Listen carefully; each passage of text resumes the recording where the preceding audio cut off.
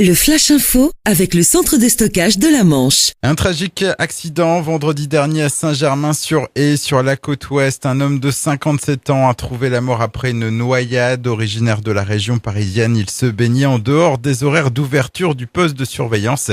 Il n'était pas dans la zone de baignade surveillée quand le drame a eu lieu.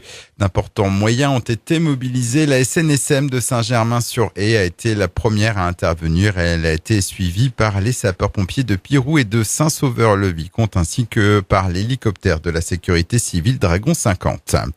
Une bonne nouvelle pour le Coutançais porté disparu le 1er août dernier.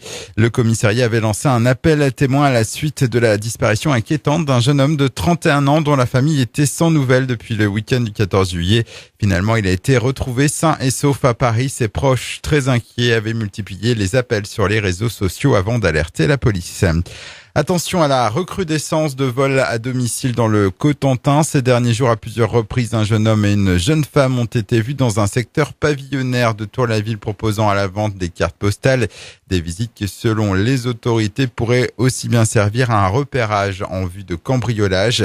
La jeune femme faisait le tour d'un pavillon pendant que son frère disait vendre des cartes. La plus grande vigilance est donc conseillée, ainsi qu'un appel immédiat au commissariat via le 17 en cas de présence dans une propriété.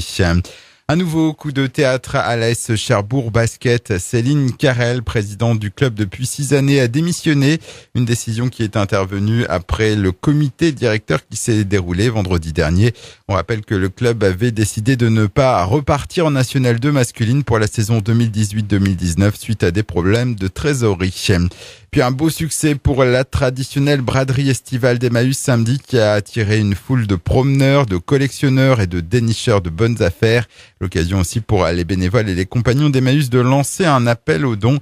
Autre problème rencontré par la communauté, 2 de ces camions qui permettent d'aller chercher la marchandise chez les clients sont immobilisés.